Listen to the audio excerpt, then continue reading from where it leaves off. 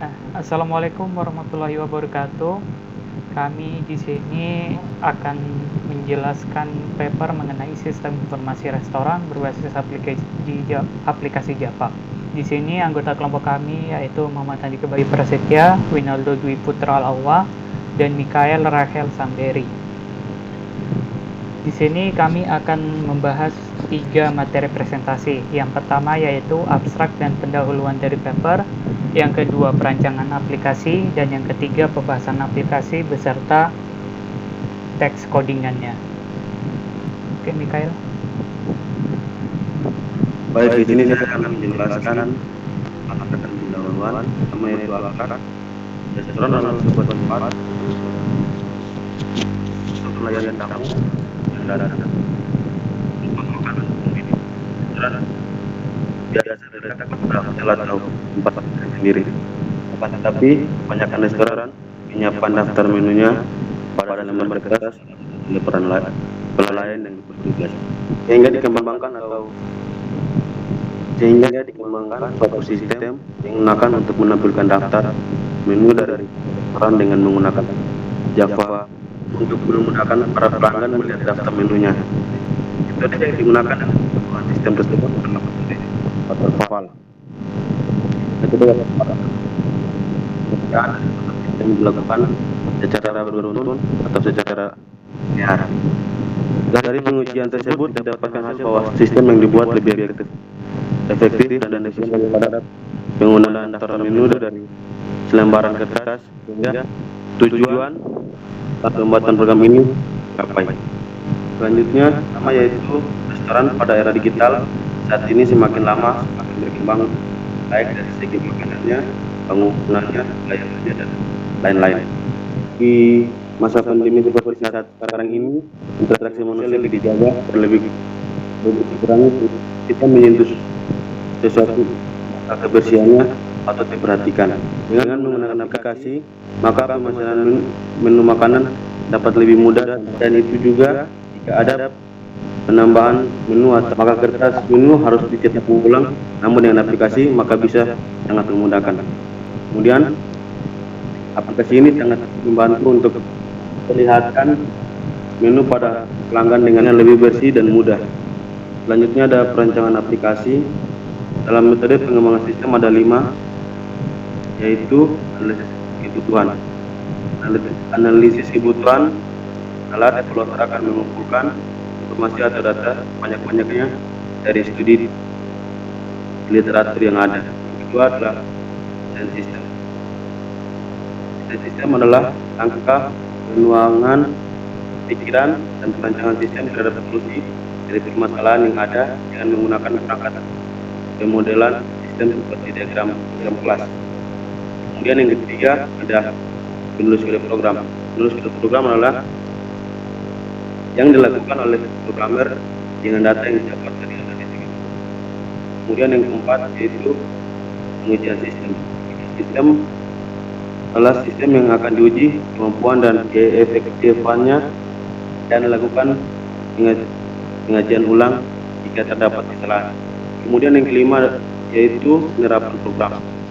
Penerapan program, dalam penerapan program pasti ada perubahan tersebut bisa diakibatkan oleh program yang mengalami kesalahan karena sistem harus menyesuaikan dengan lingkungan atau peripheral atau sistem operasi baru.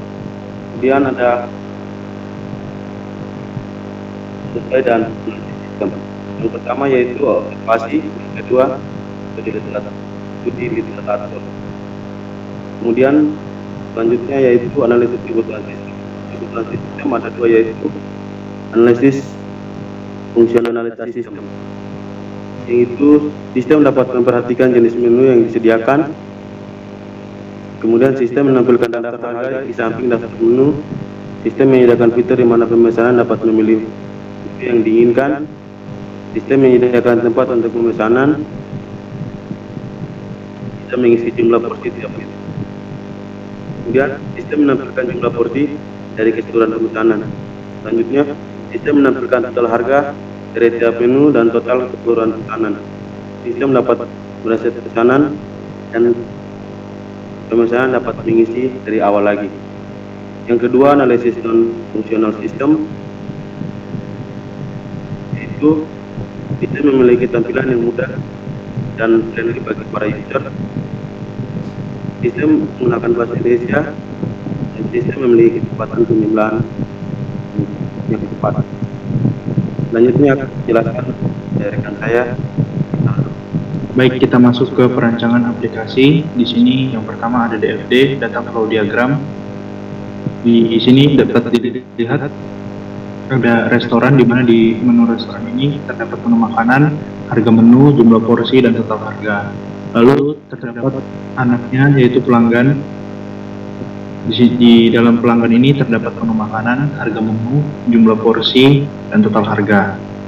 Lalu di pelanggan ini memiliki fungsi button jumlah, button reset, dan button keluar.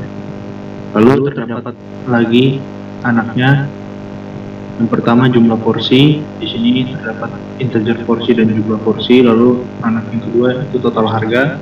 Di total harga ini terdapat harga menu dengan fungsi integer porsi, jumlah menu, dan total harga. Lalu yang kedua use case diagram. Di sini bisa dilihat pelanggan. Di sini pelanggannya bisa mengakses menu makanan, menu daftar harga, lalu bisa menginput jumlah porsi yang diinginkan, lalu pelanggan juga bisa mereset kembali. Ini adalah perancangan aplikasi yang kami buat. Lalu perancangan sistem di sini dalam aplikasi restoran ini kami menggunakan bahasa pemrograman Java. Java adalah bahasa pemrograman yang dapat membuat seluruh bentuk aplikasi, tidak hanya desktop dan web, namun juga bisa membuat aplikasi mobile dan lainnya.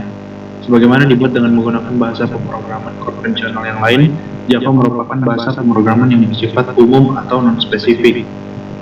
Bahasa pemrograman Java berorientasi objek atau OOP, Object Oriented Programming, dan dapat dijalankan pada berbagai platform sistem operasi. Di sini dapat terlihat hasil perancangan sistemnya. Di sini ada yang pertama menu restorannya seperti ini. Lalu yang kedua ada di sini, di gambar kedua ada pesanan pelanggan. Setelah pelanggan menekan tombol jumlah, setelah selesai memesan menu, di sini terdapat beberapa label yang berada di bawah label total harga yang akan menampilkan jumlah keseluruhan harga dari masing-masing makanan dan berapa banyak porsi yang dipesan. Di bawah label itu juga ada satu buah label yang akan menampilkan jumlah dari keseluruhan harga dari masing-masing makanan yang sudah dipesan berdasarkan jumlah porsinya. Oke, jadi selanjutnya di sini kami akan memperlihatkan source code yang kami buat untuk aplikasi restoran ini. Di sini sudah terdapat source code. Yang pertama, kami akan memperlihatkan inheritance.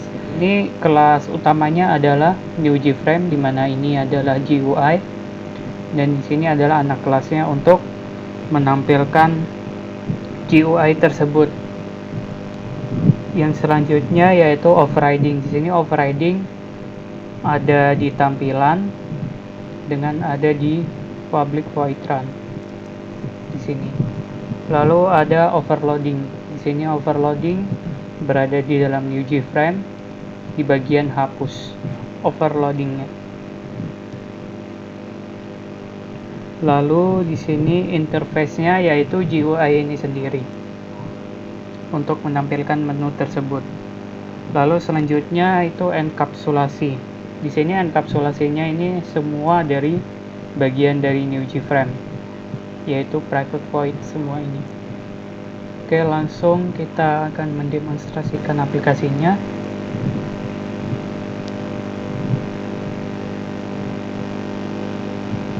Nah, di sini yang tampilan pertamanya yang keluar yaitu kata sambutan selamat datang, lalu diminta untuk silakan klik tombol menu atau keluar.